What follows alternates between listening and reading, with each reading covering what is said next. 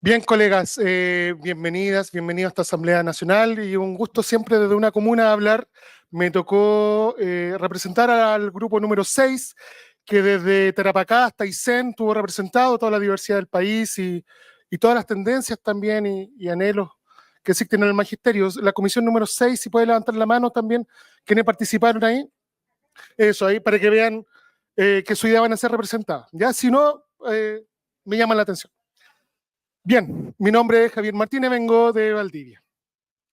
La dinámica la dirigió Guido, o sea, no la dirigió, pero tuvo el dirigente nacional Guido Reyes y se estructuró en el petitorio, después el fortalecimiento, el tema de la CUT y nos faltó también la perspectiva que teníamos que analizar respecto a la coyuntura política y social que viene, ¿ya? Pero lo primero, respecto al petitorio, no podemos, ¿no es cierto?, estar evaluando, estar volviendo a hacer una exigencia de lo obvio, que era los compromisos suscritos del año pasado de la movilización y que ya dimos urgencia en enero.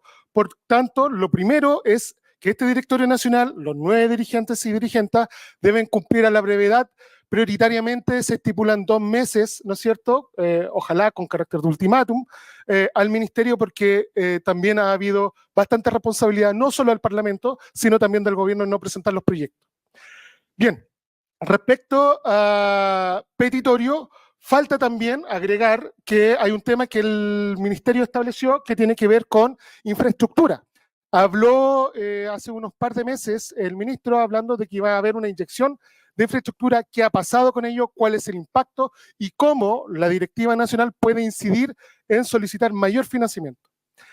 Un tercer elemento respecto a un petitorio que debiéramos abordar y que no debiera también ser parte de las conversaciones, tiene que ver con resolver la deuda previsional que existe en más de 40 comunas del país. En este caso, ningún alcalde más debe quedar impune ante su gestión nefasta o la herencia que arrastra esta comuna, y aquí debe haber un apoyo jurídico y estratégico de la directiva nacional.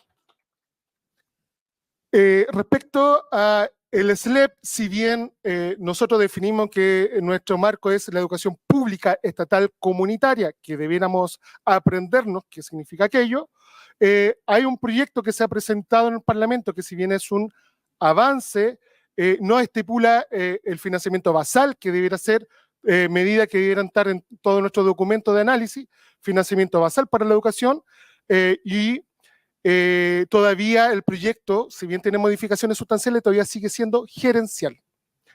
Respecto a temas que hay que resolver en enero, ¿no es cierto? En enero, porque lo que estipulamos en la anterior asamblea ya debería estar resuelto para dicha fecha. Debemos avanzar en un 50 y 50, hablar respecto a las condiciones laborales en que ejercemos nuestras funciones. Tenemos que hablar de la cantidad de estudiantes por salas, aumento sustantivo a la remuneración básica mínima nacional y homologable entre básica y media.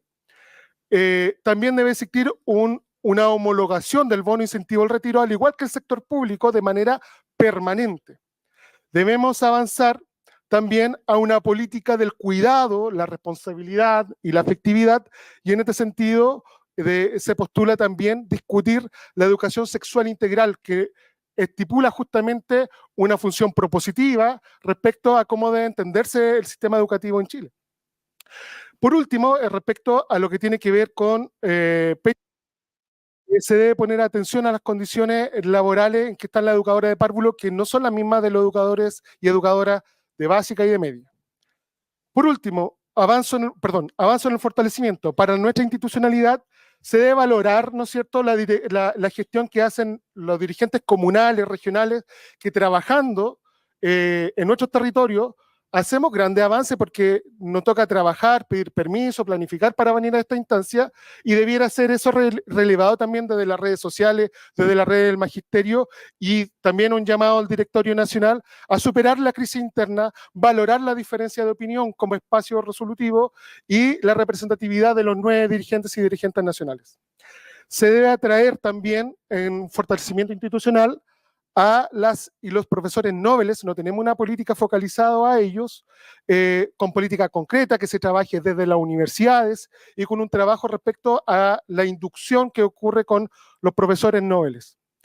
También debe existir un trabajo continuo y permanente con el Mineduc, un dirigente que pueda quedar designado respecto a las conversaciones que tiene el directorio nacional, que debe ser de consenso y de manera unitaria y que debe estar vinculado a las conversaciones, y se coloca el ejemplo de trabajar permanentemente, tanto con el ministerio, pero también con el CPIP, y como una comisión permanente en donde haya viendo comunicación y respuesta fluida.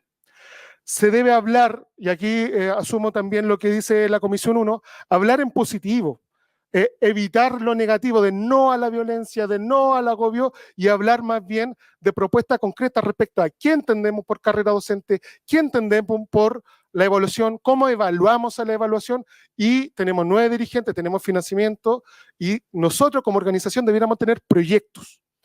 También los comunales... el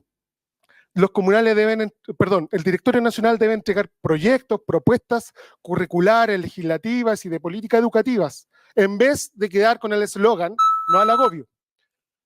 Avanzo para que las discusiones, ¿no es cierto?, deben ser fraternas, deben ser primero internas, se deben hacer jornadas de reflexión previo a una movilización o paro, y que este paro también tiene que ir con un fin claro de lucha. Se debe también avanzar en la brevedad de un reglamento de presidentes y presidentas de los SLEP, que es el artículo 26, y ha quedado pendiente. Para ir concluyendo, el directorio nacional debe informar la propuesta que ha sostenido respecto a la modificación del SLEP, es decir, qué es lo que se ha ido discutiendo en el Parlamento, qué es lo que ustedes han ido a proponer. Se solicita resguardar la disciplina interna, la disciplina gremial de cada dirigente, que más allá de nuestra diferencia, aquí no une el bienestar de los y las docentes.